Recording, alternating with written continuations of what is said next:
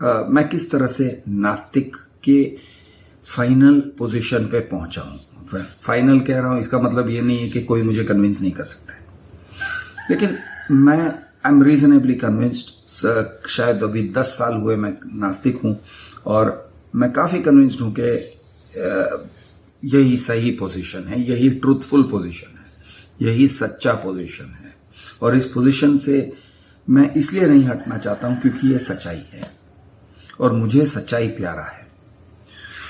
तो बचपन में दोस्तों ऐसा था कि मेरे मॉम एंड डैड, जैसे सबके मॉम एंड डैड करते हैं वैसे मेरे मॉम एंड डैड भी मंदिर के सामने लेके जाते थे और कहते थे बेटा जे जे कर, और मैं जे जे हाथ जोड़ के। तो बच्चे लोग ऐसे करते हैं और पेरेंट्स को बड़ा क्यूट लगता है, देखो देखो बच्चा कितना अच्छा है, भगवान को कितना मानता है, जे जे बोल रहा है। तो इस तरह से मेरे बारे में भी कहा जाता था। मेरे मॉम एंड डैड कहते थे कि तू है ना 2 साल का था, 3 साल का था तो जे जे करते थे तुम। ठीक है, चलो अच्छी बात है, आपने सिखाया, वो मैं कर रहा था।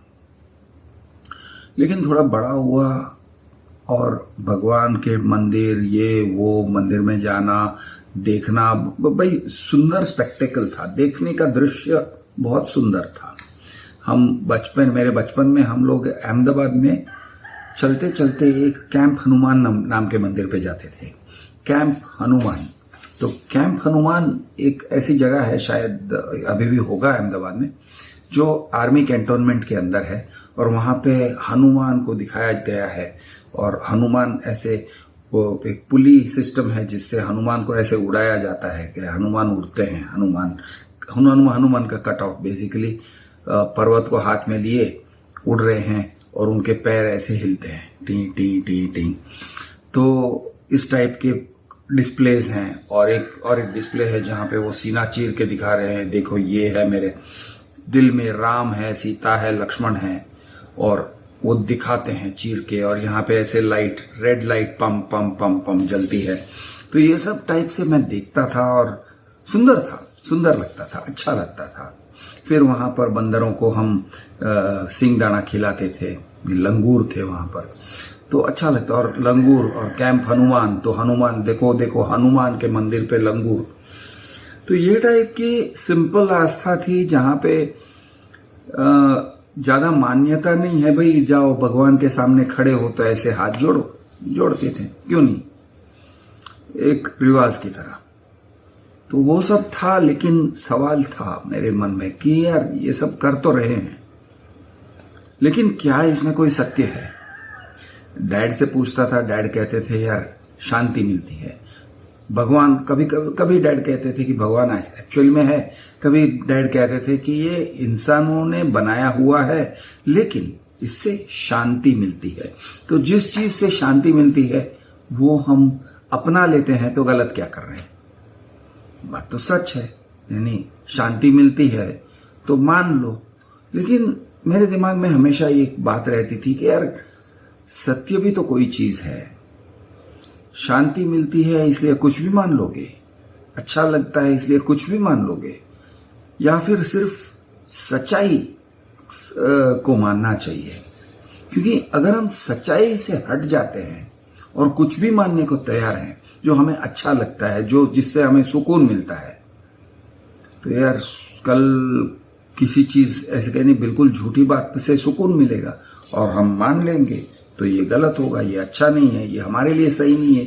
ये टाइप का मेरा एक लॉजिक था। और मेरा हमेशा यही था कि यार अगर इंसान कहता है कि मैं सच्चाई से प्यार करता हूं, तो फिर भगवान सच है या थियोरी है या किसी ने बनाया हुआ है इसलिए हम कर रहे हैं, या फिर हम अपने समाज के साथ एकता दिखाने के लिए, जताने के लिए भगवान में मानते हैं।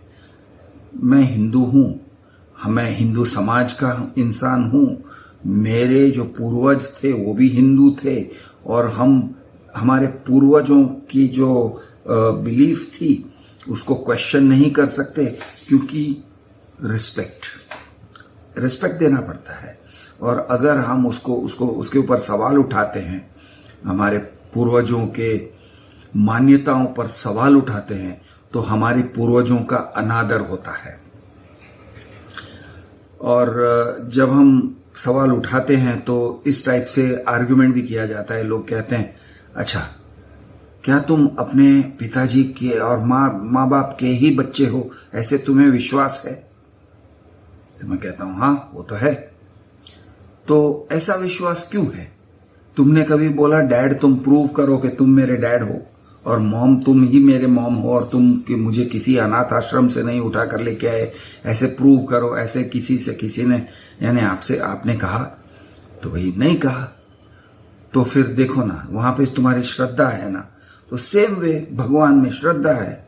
आपके पूर्वज कह रहे हैं, बहुत पहले से कह रहे हैं, और वेद पुराण में लिखे हुए हैं, बड़े बड़े ग्रंथों में लिखे हुए हैं, तो मानना पड़ेगा, श्रद्धा होना चाहिए। तो बात तो सही है, ऐसे लग रहा है। लेकिन फिर सवाल उठता है कि मॉम एंड डैड मेरे मॉम एंड डैड हैं, और यानी ऐसे नहीं है कि मुझे अनाथ आश्रम से उठाया है। इसके लिए सबूत, उन्होंने सबूत तो पेश नहीं किया। लेकिन हर चीज के लिए स्टैंडर्ड ऑफ एविडेंस सेम नहीं होता है। एविडेंस, प्रूफ जो देना होता है हर चीज के लिए सेम नहीं होता है। एक एग्जांपल दूंगा। अगर मैं कहता हूं मेरे पास कुत्ता है, आपने ऑलरेडी मेरे वीडियोस में बिल्लियां तो देखी हैं, शायद कुत्ते का भौंकना भी सुना होगा बैकग्राउंड में कभी कभी। तो अगर मैं कहता हूं मेरे पास कुत्ता है, तो आपको बहुत ज्यादा प्रूफ नहीं चाहिए, आप मान लोगे कि क्रिश के पास कुत्ता है। झूठ बोल सकता है वो, लेकिन जरूरी नहीं है कि वो झूठ बोलेगा। क्यों झूठ बोलेगा? और हमें कुछ तो प्रूफ मिलता है कि वो कुत्ता है उसके पास, उसके घर में। लेकिन अगर मैं कहूं मेरे घर में ना एक 15 फुट का बड़ा सा डायनासोर है, तो आप यार, मुझे नहीं लगता है कि कोई मानेगा। मैं कहूंगा कुत्ता है, तुमने मान लिया? हाँ मान लिया। डायनासोर भी ऐसे ही कुत्ते की तरह भौंकता है, भाव भाव कहता है। वो डायनासोर है, मेरे घर में है 15 फुट। तो आप कहोगे क्रिश प्रूफ दो, हमें वीडियो में देखना है, हमें दिखाओ, और फोटोज निकालो, वीडियोस निकालो, बहुत सारा प्रूफ जनरेट करो, हमको भेजो, और फिर हम उसको स्टडी करेंगे और देखेंगे ये कहीं फोटोशॉप से तो नहीं बनाया, या किसी तरह से सीजीआई कंप्यूटर ग्राफिक्स तो नहीं किया। तो हम उसको स्टडी करेंगे। लेकिन अगर मैं कह रहा हूं कि मैं बोरीवली में रहता हूं, आप मान लेते हो, आप इसमें प्रूफ नहीं मांग रहे हो, आप ऐसे नहीं कह रहे हो मुझे हमको जीपीएस लोकेशन भेजो और ऐसे सब नहीं कह रहे हो। तो ऐसा क्यों है? वो श्रद्धा नहीं है, वो सिर्फ इसलिए है क्योंकि आप एक अलग स्टैंडर्ड ऑफ एविडेंस समझते हो। कि एक कहावत है, extraordinary claims require extraordinary evidence. अगर जो आप कह रहे हो वो एक्स्ट्राऑर्डिनरी है, तो उसके लिए आपको एक्स्ट्राऑर्डिनरी एविडेंस भी देना पड़ेगा। लेकिन आप ऑर्डिनरी चीज कहते हो तो उसके लिए ऑर्डिनरी एविडेंस चलता है, या नहीं भी हो तो भी आप मान लेते हो। मैं कहता हूं मैं 58 इयर्स का हूं, आपको कैसे पता मैं 68 का नहीं हूं? आप मान लेते हो, नहीं कृष्ण ने कहा 58 तो 58 ही होगा। प्रूफ, आपने मेरा आधार कार्ड देखा? नहीं देखा, लेकिन आप मान लेते हो। तो एक्स्ट्राऑर्डिनरी चीज अगर मैं कुछ कहूं तो आपको एक्स्ट्राऑर्डिनरी एविडेंस चाहिए। सेम वे जब हम भगवान के बारे में बात करते हैं, जो चीज यानी बहुत बड़ी चीज है, बहुत बड़ा इंसान है जैसे है, या निर्गुण निराकार फलाना ढिमकाना ऑल पावरफुल वगैरह है, तो उसके लिए एक्स्ट्राऑर्डिनरी एविडेंस होना चाहिए। अब एविडेंस क्या है? सिर्फ किताब है, किताब में उसका जिक्र है। तो दोस्तों ये चर्चा चालू रखेंगे, मैं और भी वीडियोस अपलोड करूंगा। मैं हूं आपका दोस्त कृष द अर्बन नक्सल। जय महाराष्ट्र, जय हिंद।